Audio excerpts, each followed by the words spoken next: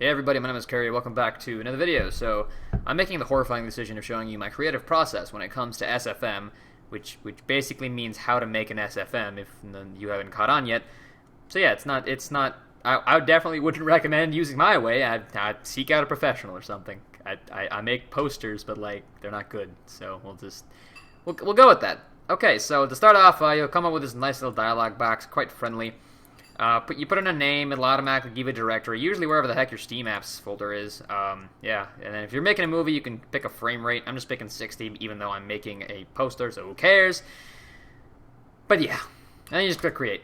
Boom, you're done. That's it. Everyone go home. No, but seriously, next up thing you want to do, and okay, so I guess I'll go over some stuff that I personally like doing, personally. That's the only way I'm going to say this right. So, generally speaking, when you originally start SFM, for the first time, I think it looks something like this, but I find it useful to have a secondary viewport, so this is just the primary viewport, but if you go to Windows, secondary viewport, you got this little thing, and then you can take this tab and drag it around a little bit. So I'm going to put it over here underneath, and it kind of highlights where exactly I would put it, so I'm going to put it underneath here, and raise this a little bit, so there you go. Now we got a nice little window down here. So the most basic thing to do is load on a map, so that's what we'll do. Right click. You can click Load Map, or you can just hit Control-L, and you can choose pretty much any map that you want. I'm going to go ahead and use, oh, I don't know, Lakeside. Let's go with that. All right, Lakeside. And pretty much every map in TF2 that you have loaded, I think, is in here. So, I think so. I'm not exactly sure, but, you know, check me on it, I guess. But anyway, that's how you load a map. For me, at least, it tends to stop. Like, SFM starts to not respond for whatever reason. It does that. Some people's computer it does. Some people's computer it doesn't. It's not a thing that I can fix. Also, the I guess how quick SFM works is entirely dependent on your system specs. So I'm hitting up with an i7-4790K and a GTX 970. So it works all right. I mean, there's no real frame rate drop or anything. So it works fine. But, yeah, SFM, it is pretty fun to use if you can get it down. I pretty much still have no idea how to use 90% of the features. You know. You're kidding me, bro. Are you serious right now? I don't think it affected recording. My graphics driver just crashed and somehow recovered fast enough so Bandicam wouldn't friggin' die on me, but I'm gonna cut that part of the video. So, yeah. Okay, so sorry about that. I'm back. Here we are on Lakeside. Yeah, it's beautiful. So, as you can see, here's Lakeside. This is where the point would be. I guess, to move around, you just hold left click and then you move with your mouse, and then you can go WASD for depending on which direction you want to go. And then you can use Z and X to go up and down respectively, and you can hold shift while doing this to move faster in every direction. You can also scroll in and out to change your field of view. So there's that. So I guess I'll start with, let's go down here. So generally speaking, you want kind of a very active scene to be unfolding. So I'm going to put it right here. And actually, this is where this bottom left screen comes in. I'm going to change the scene camera to a new camera. So this is camera 1. Now, honestly, I should have made it up here, but I'm an idiot. So we'll just go with that. Anyway, oh, never mind, it actually did make it. So here we go, here's the camera 1, and I can manipulate from here. Actually, no, I can manipulate from here, and then, why is this not, oh, right. I can manipulate it from here. So this is my camera 1, so this is what I actually see. Now I'm going to go and to where the work camera is, so I'm going to make my scene right here, alright? So, right about here. Make kind of a nice little shot. Maybe raise it a little bit. Alright, there we go. So, what's different about the work camera versus a regular camera is that the work camera can move freely while the actual camera, is what sees, like, the scene. So to start out, it's pretty easy. All you gotta do is go to, what am I doing? You go to this left side, and I guess the first thing we can do is load in a character. So to do that, you just click this plus and go to Create Animation Set for New Model. And then you just choose what you want. So there's a ton of them. I would recommend just finding HWM and then / whatever class it is. So if I click backspace here, as you can see, the demo, engineer, heavy, medic, pyro, scout, sniper, soldiers, and spy. So those are all these, and you can choose which one you want to use. So I'm going to choose a spy because I'm a spy main, and he'll spawn right in front of where the camera is looking, and obviously we don't want him there. So now it's the time for some basics. So if you hold down control, you can see the entirety of his bone structure. So he has the bip knee, but most of this stuff doesn't actually matter. Let me just say this. When you're making an SF, it depends. If you want like custom positions and stuff, you're gonna have to mess around with this a little bit. There is something else called like a simplified thing, which I'm not gonna go into today because I'm just doing the basics. So basically, as you can tell, he's in a very basic position. He's not standing on the ground, also, which is bad. So let's fix that. So what you can do is hit Control and hold Control. This thing says Root Transform below his feet. Just click that. And as you can see, this entire thing opened up. And so these four controls actually, are really, really important because they move the characters around. And you can change how their legs and knees look if you really want to. But again, that's more advanced than what I'm trying to convey. But you can do multiple things here.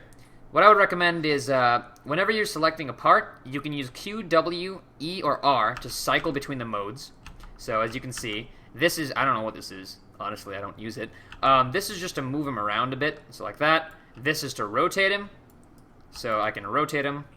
I'm going to Control Z out of that. And this is also to rotate him, to my knowledge. Although it's like it has like a certain degree of control. Anyway, as you can see, this thing turned orange, which means that it's not yet saved the change. So when you save a change, and you have to hit Enter. Boom, there you go. It's green, which means it saved the change. Now, like I was saying earlier, we got to get this guy freaking set on the ground, right? So, easiest way to do this is go to the blue square, hold down left click, and hit Shift, and move him around. It automatically will snap him to the ground, and basically anywhere that qualifies as ground. So I'm going to put him right over here. And that's our spy. He's on the ground now. So the next thing you want to do is you probably want to put some cosmetics on him, right? You want to give him some weapons and stuff. So the easiest way to do that is right-click his name and go to Add Team Fortress item.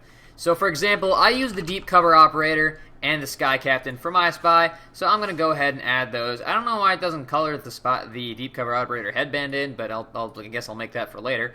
And also, I use the, what's it called? It was the one thing that I use all the time, Sky Captain. There it is. So, yeah, that's basically what my loadout consists of, and then you basically don't really need to do anything else with that. You can also add weapons using Add Team Fortress items. So for example, I'll give him the Dead Ringer, which he has in one hand.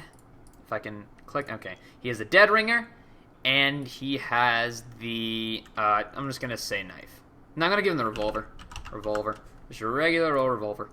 Boom. Okay, so notice how they're in really weird positions right now. Don't worry about that. That's not important. Just chill for now. So obviously he's looking pretty stiff considering he's not, you know, he looks terrible, and this is kind of scary. Look at all these extra arms. Ugh. But yeah, apparently this is actually how the base model for the Dead Ringer looks. It's not good. But easiest way to put him in a position, other than manually tweaking it, is just right-click the spy, go to Import and Sequence, and you can change the sequence that he's in. So I'm going to make him run with, what is it? What am I looking for? You know, actually, what I'm going to do instead of using his Dead Ringer, I'm going to instead give him the Quackenbert, because it's better. Quackenbert. Is that there? Is it not? It's not there? There? I'm gonna have to look for this for a second. I'm not seeing it. Maybe not. Huh. Interesting. Well, I guess we just won't give him an Inviswatch at all then, because I don't care. And, okay, so now notice he has a pistol. And yeah, it's supposed to look like that. Don't worry about it right now. But, next thing you're going to want to do is give him a position like I was saying before. So you right-click him, go to Import, and go to Sequence. And, Team Fortress already has a ton of these in line. So you can actually, there's a ton of these, but the easiest one to deal with is just called Run. And, you can basically just you can run melee all class. So this is run melee, so he just has his melee out. Of course, since I'm using a revolver, I gotta do whatever the primary one is. So I think that's item 1. or something. I can't remember actually. Where is it? Run secondary? Question mark? Yeah, I think that's it. So if we just open that, notice that he's just standing still, right? Now that's kind of boring. I'll be honest. He's just standing. We don't even want him to be just standing. So we can actually, oops. Okay. So instead, what we want to do is go back there, go back to import and sequence, find that exact same thing. So run with what was it? Run secondary, I think. Yeah, run secondary. And we want this move X value to go up. So all the way. So notice how he's running now. So we're going to go with that. And notice how he's running. So real quick, so on the bottom left screen you can see a little better. Notice how he's running. So I'm going to put him in a little better position than he currently is by going and selecting his root transform, which I don't know where it went, seriously. Where does root transform go? Yeah, it doesn't matter. I'll just go to the spot. So you can also, to do more specific things, you can look around in this section. It's nice, but that's what I use. So here's the root transform, and I'm going to move him around a little bit. I should probably snap it to the ground. Move him over here. Where is he? I'm trying to kind of put this in relative position. I'm going to put him on the right side a little bit. Right about there-ish. Okay. So, and then I'm going to turn him a little bit so I can use the turn thing and turn him this way. Actually, no, I want to turn him this way. No, I want to turn him this. I got to decide on this. I'm going to actually move the camera a little bit so it's a little bit closer to him because right now it's not ideal necessarily. Okay, I'll put him right there. And again, back to the root transform. Move this a little bit like this towards the... So it takes a little bit of positioning and practice just to kind of find out what a good position is. But anyway, as you can see in the work camera, if I scroll this thing, you can see him running, so you can find the right kind of position that you want him in. So I kind of want him like that, which is a-okay with me. I like that. And yeah, that's positioning basically. There's more complicated ones that you can do. You can have him swimming or something, I guess, if you really want to. But that's pretty much it for that part. Next, it looks a little bland in the background, so why don't we add some people? And one quick thing. You notice that there's only a red spot. You have to go to right-click and do set skin, and he has a ton of skins here, so Ubered and stuff, but 0 and 1 are just for red and blue. And actually, this changes it specifically for certain things, which I never understood, but you just kind of go through each one, find which one makes you blue. Yeah, simple as that. So anyway, let's keep moving here. I'm going to move my camera a little bit because this looks horrifying. Maybe go up a little. No, I'm going to go down a little. Let's do that. Okay. So, he's running in that direction, right? Easy enough. Let's actually put some characters in front of, like, in the background. I'm trying to make it a little more lively, So, I'm going to go ahead and add another model. And, let's put in a demo man. Why not? Actually, you know what? Let's put a sniper on the,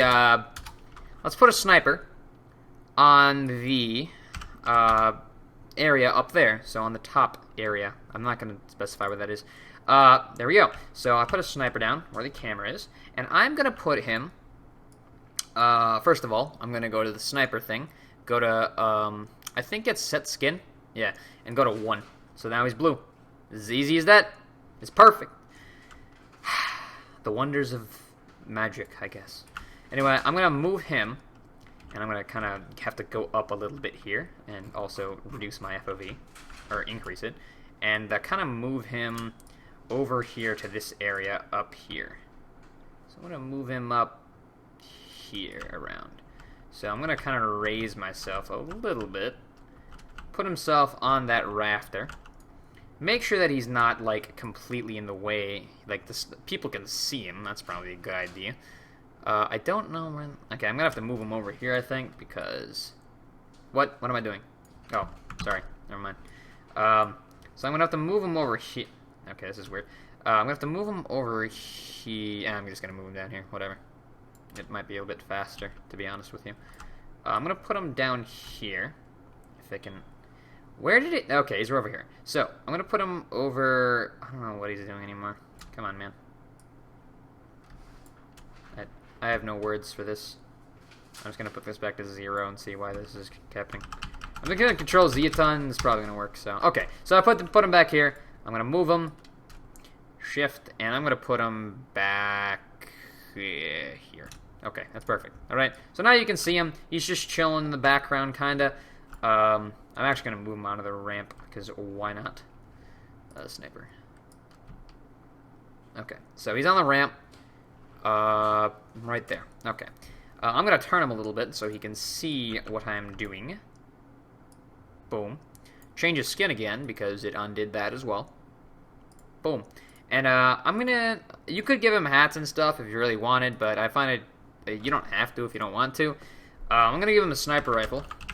Sniper rifle. Right there. Boom. And then you basically do the same thing as you did before, where you right-click the sniper, and go to Import and Sequence. And then for this time, I want him to be aiming down his sights. So I can go to Primate... Where is it? It actually shows all of them for whatever reason. I don't know why. But you can try to find the one that you're looking for. So Deployed is the one we're looking for, which means basically that he has it out. I'm trying to find the right one. Where is it? Primary death. Oh, by the way, you can also have, like, death animations. So, like, his death animation right here. So, in case you want to make SFM, there you go. Where is it? Has to be around here. Okay, so you can have him running with it. I'm going to have him, standing with it out. So, where is it? It's got to be around here somewhere. Standing. Primary. So, he's just standing with it.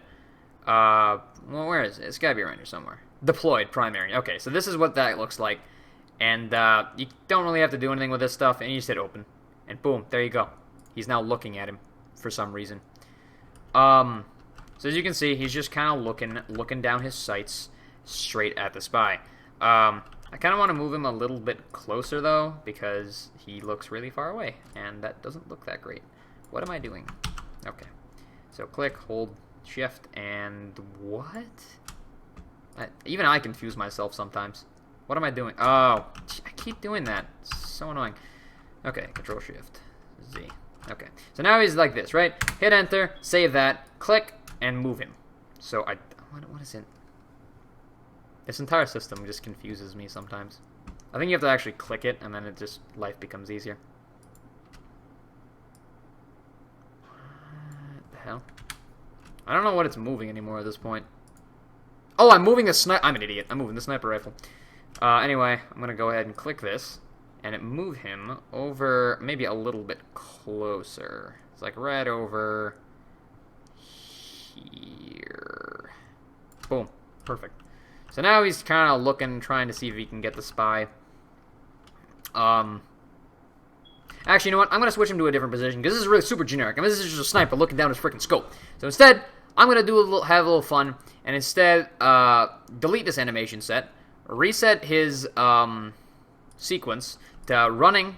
He's basically doing the same thing, but he's running with, what is it? I think it's his secondary, yeah. Running with his secondary, and I'm going to give him his SMG. Give him the SMG. Boom. Perfect. Now it's like 100 times more realistic. Perfect. This is a long video. I'm sorry. You're gonna have to watch through this. Anyway. Okay. As I was doing, I guess it switched off again. Damn it. I'm gonna have to redo it. So, I'm just gonna... You know what? I'm just gonna cut this out. Give me a sec. Okay, now I'm in a position that I kind of like, so we'll stick with that. So he's basically just running at the spy with his SMG out. Idiot. Okay, so...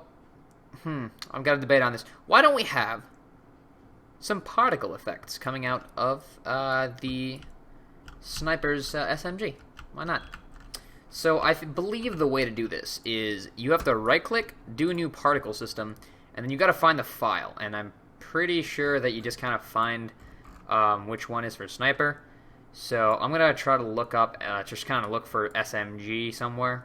It ought to be around here somewhere. Sticky bomb, taunt. Urban, water, power-ups. It's gotta be around here somewhere. Muzzle flash, here we go. So, let's go with the muzzle flash. I really hope this is the right one. Make the start time, that I guess, make this just several 9s. We gotta find the right one, so muzzle, SMG. Perfect, okay. So, let's put that out. And you gotta be wondering, well, where is it? Well, you gotta move forward in time a little bit, don't you? Because it hasn't showed up yet. Okay, so basically, you gotta right-click it, copy it, paste it, and then delete this one for some reason. Okay, so now we know where it is, kind of. It's a little bit more confusing than that, but I think it's actually inside the spy, so that's kind of weird. I'm going to move it over here. Okay, and I'm going to move forward in time just a little bit, so I can kind of get a nice little positioning going. Now this is a little bit difficult to do, so yeah, see how it's like over there? Yeah, that's what I'm talking about. It's weird. Okay, so I'm going to move this over here, up this way. Okay, so now it's right in front of me. Right over here. And when you do this, you can kind of find where its control point is. So the control point, I want to move to right there. And I want to make sure that it's exactly at that point. And sometimes it's more difficult than not to figure out exactly how that is, but that looks pretty good, I think. So that should be fine. Let me see if I can go forward in time. Notice how it's notice how the muzzle's smoking now a little bit.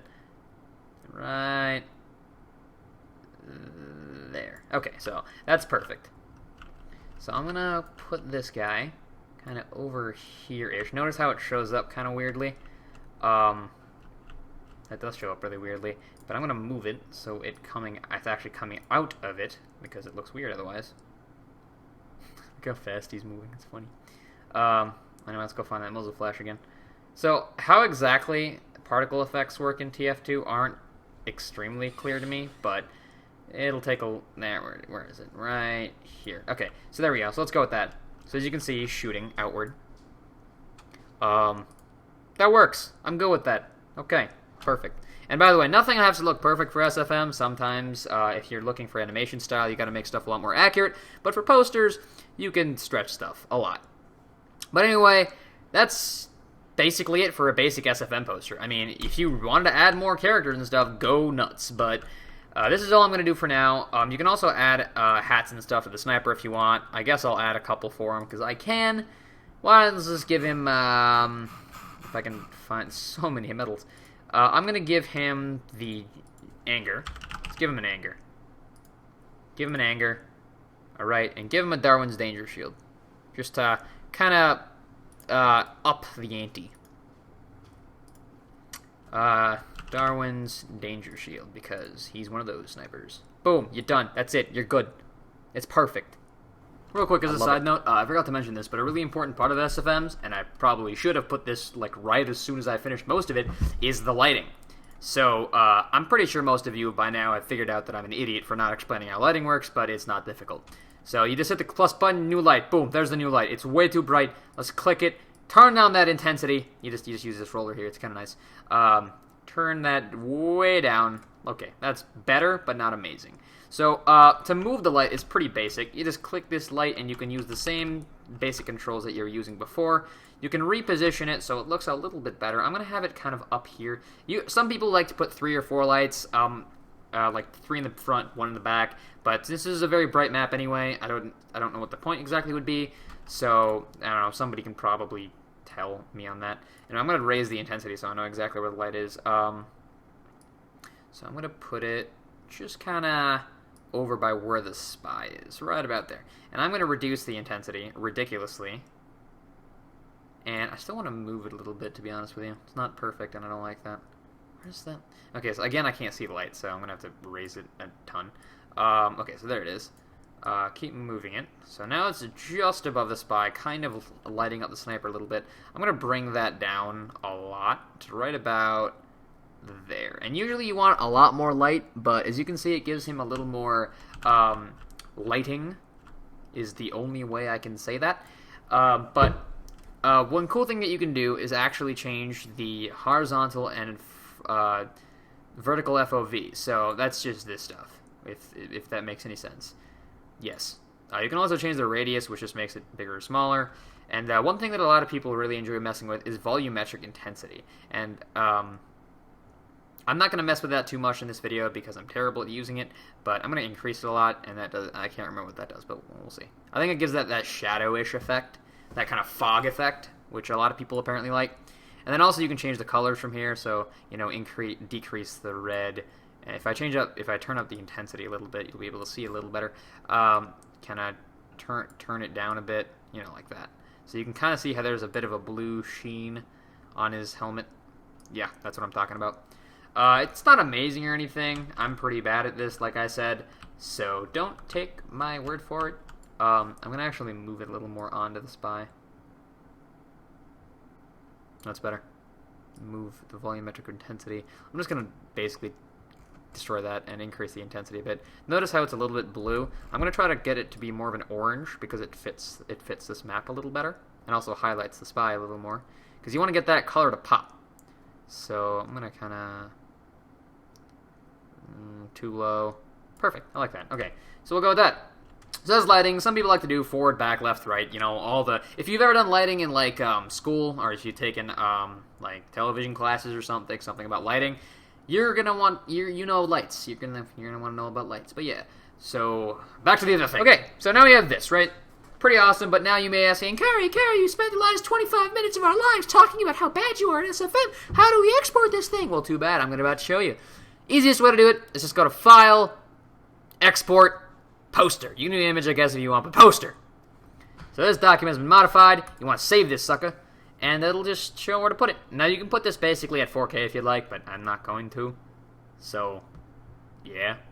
Then you just click Export, and you know what, scroll, let's put it here, I don't care. I'm going to move it, and you can't see where this is, but I'm going to move it to my data drive, where I put my posters. I'm going to name it, you guys can't see this, but I'm naming it, I'm going to name it thing. Let's just say Sniper Spy Poster. Sniper Spy Poster. Alright, that's pretty much it. And then you click Save, and then you just click Export. And it'll render, you can render it in TJ, PNG, or JPEG. I'm going to do PNG, but the TGA file will be rendered anyway, so it doesn't matter. And then you just export it. And depending on the power of your and specs of your PC, it'll render it. That's basically it. You're done. And, yeah, you can see it rendering. Of course, animations probably take a little bit longer, but I'll pull up the file right now and show you how the final product looks. Okay, so this is the final product. I know it's not the best or something, but this is the final product. So you can see the spy just chilling over here, trying to run away with his pistol. I don't know why the bullets are there, but I think that actually has to do with where his hands are. So I'm not gonna deal with that right now. But yeah, so there's a sniper chilling, trying to run after him. You know, just yeah, that's basically it. Thank you guys so much for watching. Let me know in the comments down below what you guys think of this video. Was it horribly long and pointless, or was it completely and utterly worth it? I'll see you guys in the next video. Have a good one.